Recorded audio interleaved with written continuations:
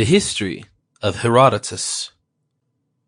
The fifth book, entitled Terpsichore. Translated by George Rawlinson. First published in 1858. This audiobook is based upon the Dunyazad Digital Library Edition. The Persians left behind by King Darius in Europe, who had Megabazus for their general, reduced before any other Hellespontine state, the people of Perinthus, who had no mind to become subjects of the king. Now the Perinthians had ere this been roughly handled by another nation, the Paeonians. For the Paeonians, from about the Strymon, were once bidden by an oracle to make war upon the Perinthians, and if these latter, when the camps faced one another, challenged them by name to fight, then to venture on a battle, but if otherwise, not to make the hazard. The Paeonians followed the advice. Now the men of Perinthus drew out to meet them in the skirts of their city, and a threefold single combat was fought on challenge given.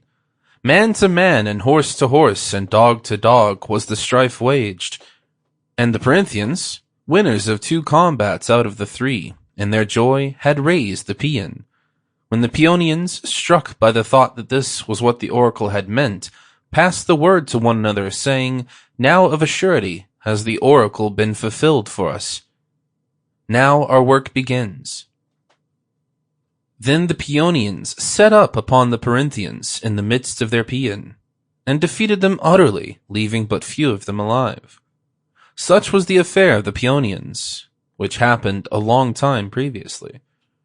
At this time the Perinthians, after a brave struggle for freedom, were overcome by numbers, and yielded to Megabazus and his Persians. After Perinthus had been brought under, Megabazus led his host through Thrace, subduing to the dominion of the king all the towns and all the nations of those parts, for the king's command to him was that he should conquer Thrace. The Thracians are the most powerful people in the world, except of course the Indians. And if they had one head, or were agreed among themselves, it is my belief that their match could not be found anywhere, and that they would very far surpass all other nations. But such union is impossible for them, and there are no means of ever bringing it about. Herein, therefore, consists their weakness. The Thracians bear many names in the different regions of their country, but all of them have like usages in every respect, excepting only the Gati, the Trausi, and those who dwell above the people of Creston. Now the manners and customs of the Gati. Sample complete. Ready to continue?